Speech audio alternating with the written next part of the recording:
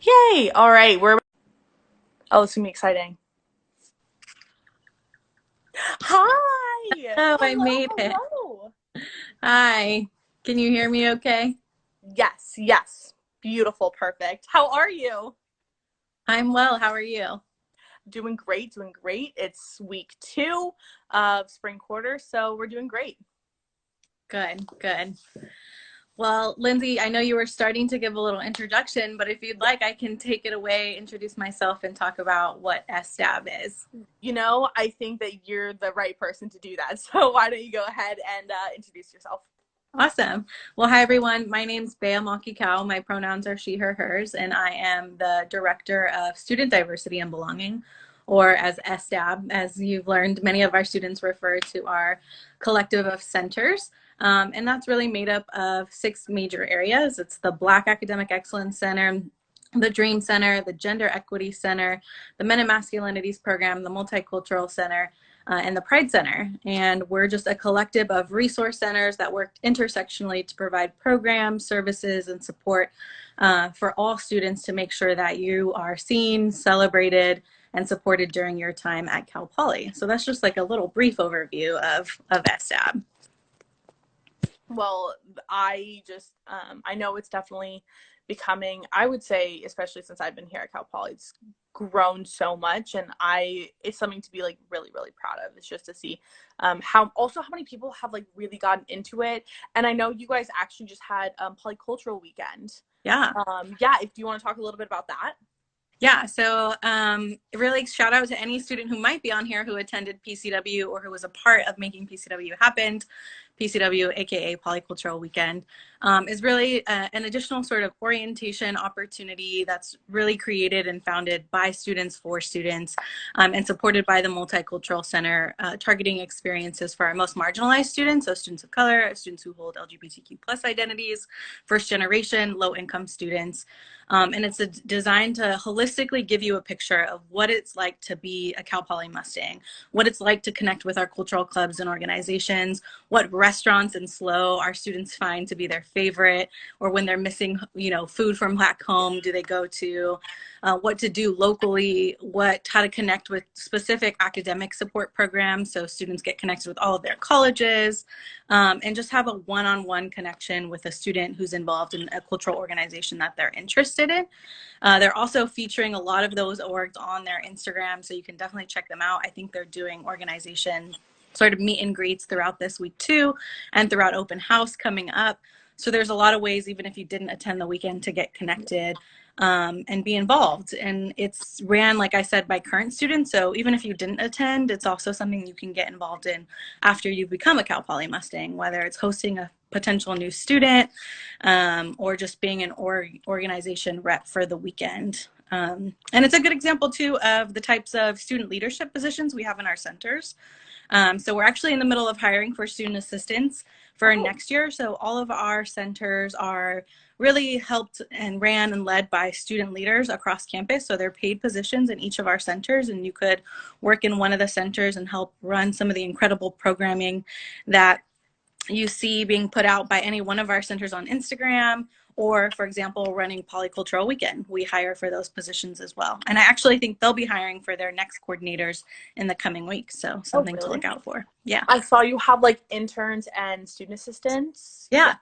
Yeah. Yeah. Yeah, I was just looking at it right before we hopped on. So Yeah. it sounds really cool. And for all of you who like might be your first time interacting with Cal Poly, it is a predominantly white institution, which is why this stuff is so important, right? Like, I don't know, it's a tough thing, and like not something I'm honestly, I want to see more culture and like more just like interaction. And so I love seeing weekends and stuff like that, and having students have like leadership positions as well. So Yeah. I don't know, I think that's something important to highlight.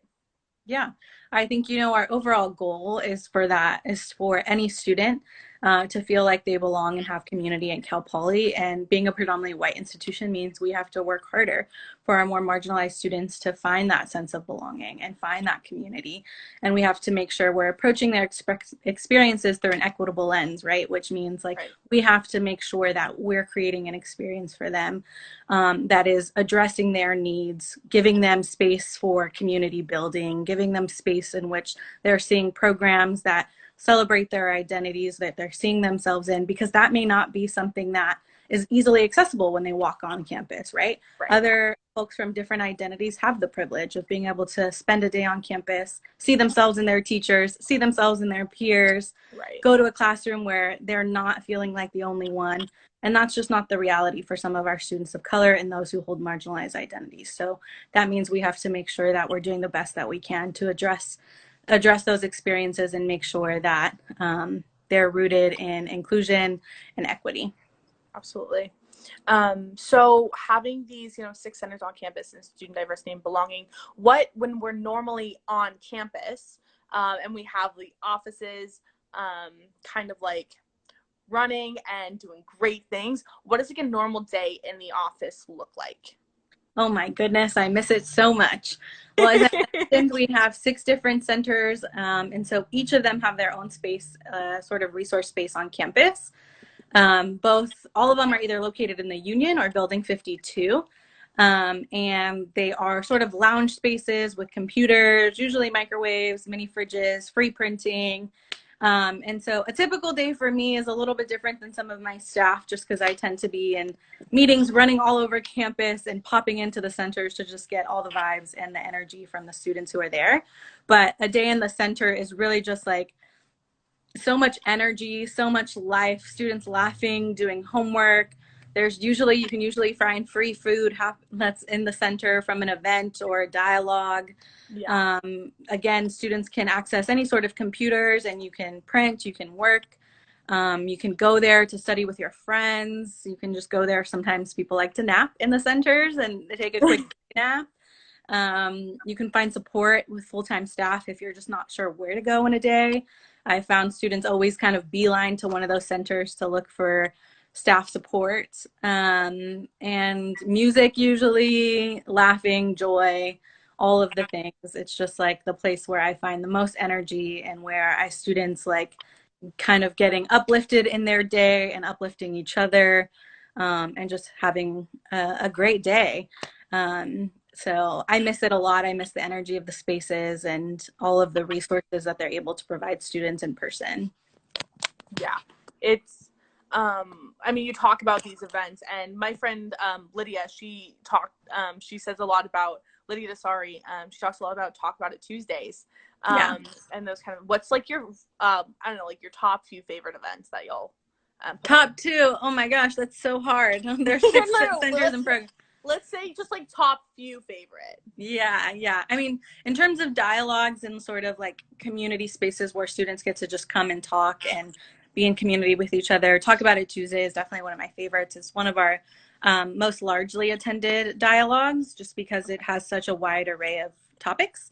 And anyone is welcome. They're obviously on Tuesdays and usually have some free food to engage in discussions about things like navigating a predominantly white institution, how to navigate or address anti-Blackness in communities of color, just so many different topics, relationships, love, all those things. And my other favorite events would be Culture Fest, which will happen in the fall.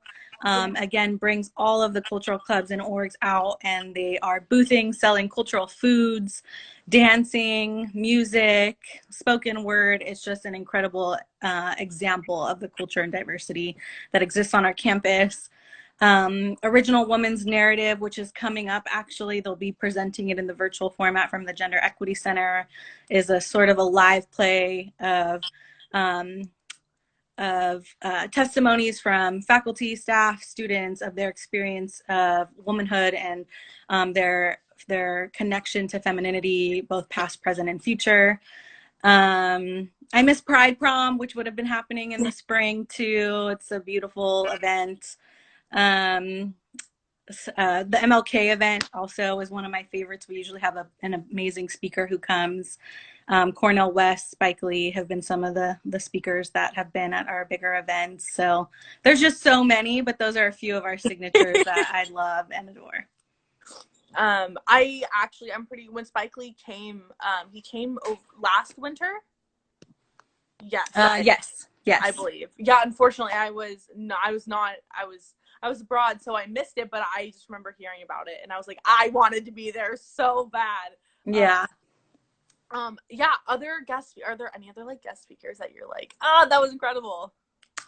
Man, we brought Dolores Huerta one year. I mean, there's just been so many. This year, virtually, we brought Yusef Salam, who's one of the exonerated Central Park Five. Right. Let me think. Who have been some other? I know one year we brought Janet Mock. There's just so many, and like it's also usually inspired by students. So like that's another cool part is like if there are students who really want to see someone and really want us to bring them to our campus, we usually get their input and then see if we can make it happen. So we have a couple coming in the spring, which are more of surprises. So keep an eye out for that. Don't want to spoil anything, but yeah, usually in partnership with ASI Events, who's been a great partner to help us bring some amazing speakers throughout the year. So yeah, I mean, students give us the ideas of people you want to see because we want to bring them. That's one thing that I like am really, I think, proud of Cal Poly is, especially like with ASI, and I know they have that like huge budget and everything going on, is that they do really want to hear what students have to say, and like they make stuff happen with it, which I think is I don't know, something that I'm really proud of as a student. And I have a question for you. So as someone who's still like learning how to support these marginalized communities on campus and stuff like that, how can I like participate? How can students participate as an ally? Yeah, I think there are a lot of events that are open to our entire community. Like I named a few, and those are great opportunities for you to learn. All of our State of Series events are incredible events for you to hear from students, staff, and faculty, their experiences, their recommendations on how to show up for them. All you have to do is like tune in or show up. So a lot of it is like listen, learn, and stay committed to showing up for other communities. Also, I think the biggest thing that I hear from students that they want to see from their peers who hold privileged identities is when you see harm happening, interrupt it because you have more, you have the privilege, you have the space, and sometimes even the emotional and mental capacity that someone with a marginalized identity who maybe is experiencing harm over and over again doesn't have the capacity to address. And if you see it and you have the ability to interrupt it, like that's part of creating a more inclusive environment at Cal Poly. It's not just us fighting for ourselves, but it's like fighting for each other, even when and if it doesn't apply to you. So that's a big part of it. And also the MCC, actually the student assistants this year launched a really cool new peer-to-peer education series where you could actually request a presentation on being an ally or being an accomplice, and our student assistants will go to your club in org and give that presentation. So there's resources and tools out there that you can utilize if you're not sure. And above all, like if you're unsure on what to do, don't assume how to show up, just ask the question. And our staff and SDAB are definitely great resources for that, and so are our student assistants. Wow. I didn't know that you guys could bring in those presentations. Yeah, in our Instagram, Cal Poly MCC link tree, so you can click on that and you can sign up for one. Wait, okay, that is so cool. That is really fantastic.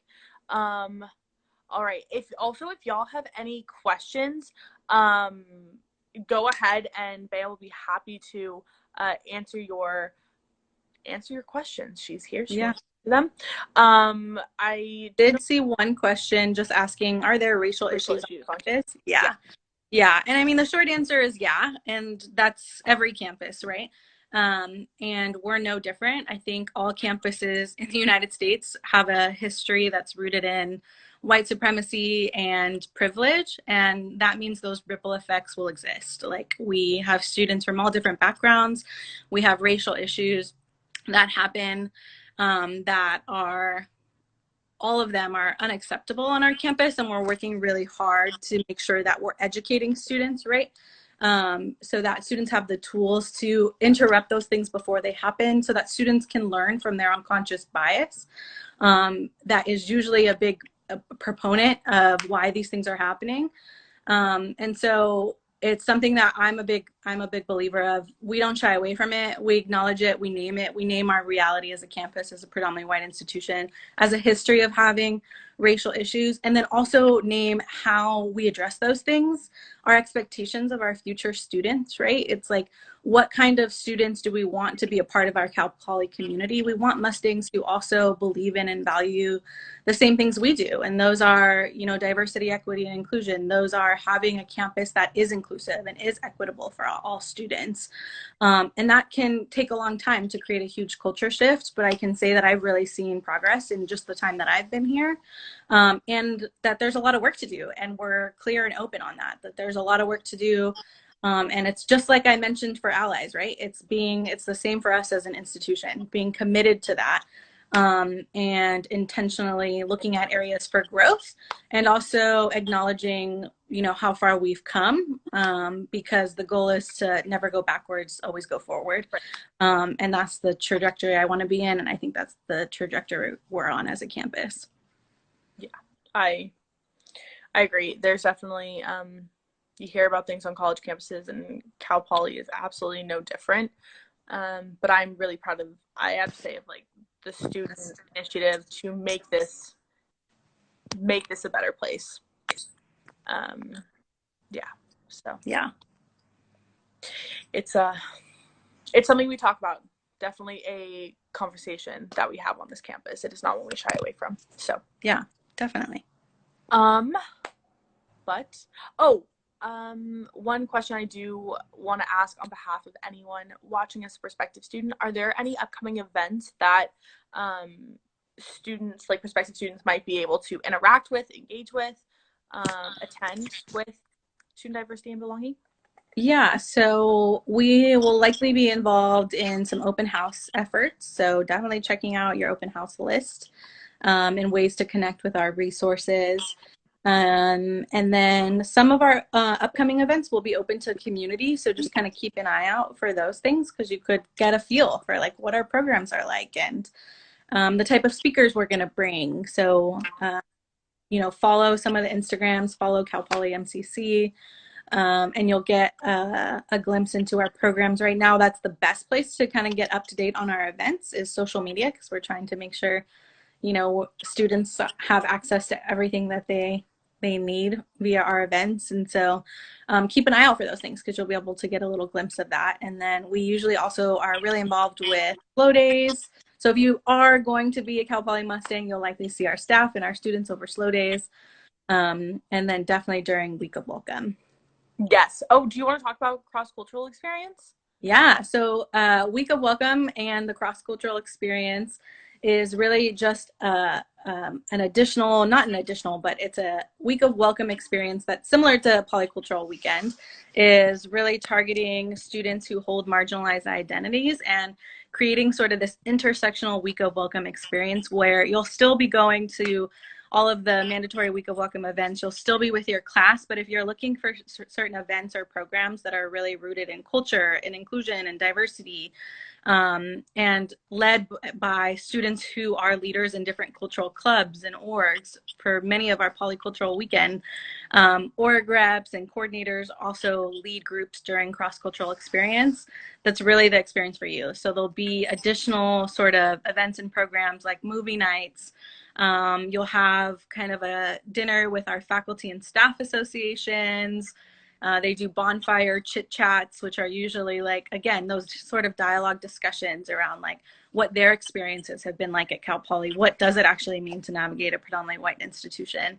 Usually do some like bowling events or, you know, swim events with student diversity and belonging. So a lot of these events are intersectionally woven into all of our centers. So you'll see and meet our student assistants from next year. You'll meet our staff at these events. You'll be in really diverse groups, and it's just another opportunity to make sure that as you're navigating a Week of Welcome experience within a predominantly white institution, you're feeling that continued sense of belonging, that continued sense of community. You're very likely to have leaders, who look like you, who have shared experiences with you, and who can really help orient you into what it's going to be like at your first year at Cal Poly, and the things and resources and support services that have ensured their success. So that's the cross-cultural experience. We highly recommend anybody who attended PCW to go through CCE, and anybody who is just interested in that to also attend CCE. As you can tell, Cal Poly loves their acronyms, so CCE again is cross-cultural experience. Oh, we have a question that popped up. Let me see. I am seeing some questions that aren't necessarily about student diversity and belonging. There's a good chance that your questions are answered on our admissions YouTube page. Stuff about housing, stuff about getting involved, whether that be jobs, things like that. So all that stuff is on our admissions YouTube page, just to answer those for y'all. But I do want to ask, is there any like exciting new projects or initiatives that are kind of like on the horizon? Or I know you said there are some like surprise things coming, but yeah, there's definitely surprise things coming. I mean, student diversity and belonging is always growing, and that's what's really exciting, right? As we're diversifying our student population, we also have to step up in terms of what is staffing, what is support services, what do resource centers look like. And so I see in the future a huge expansion of maybe some additional cultural centers. We've really actually invested in expanding our Native and Indigenous initiatives. I was gonna ask. Yeah, so that's a big one. We're continuing to do that, with the potential, of the Native and Indigenous Center opening soon, hopefully. TBD, keep an ear out for that announcement. We also are in the visioning and planning phases for a Latinx Center. That continues to be a priority. And again, these are priorities that have been lifted up by our students, by our community, and just looking at best practices across, nationally and other CSUs. We like to learn from other campuses on how we can be better too. So I think those are some efforts. We've also been hearing, a need to continue to elevate and expand our programming for APITA students, Asian Pacific Islander and Desert American students. So those are like some of the priority things that have been coming up lately, and looking at how can we expand those programs, how do we expand those initiatives, and really meet the needs of our students. I also am serving in a stretch position in the Office of University Diversity and Inclusion as a director for student engagement and inclusion strategies. And one of the goals of the institution and also of the Audi office is helping and aiding Cal Poly and becoming a Hispanic serving institution in the future. And one of the big goals of Dr. Denise Isom, who's the interim chief diversity officer, is to not only be a Hispanic serving institution, but a Hispanic graduating institution.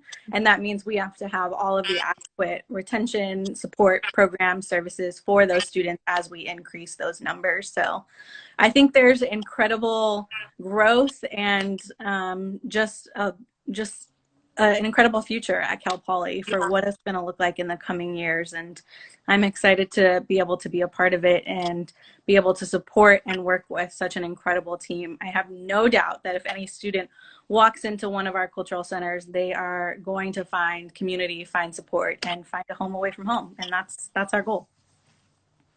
Whoa. Oh, that makes my heart happy. Just like, I think that's what it's supposed to be about, Yeah, definitely. Well, if that's all the questions from me that I have for you, if you want to add anything, or if y'all have any questions, comments, concerns, go ahead and put those in the comment section in the little chat bubble. But Bea, is there anything else you would like to leave us on?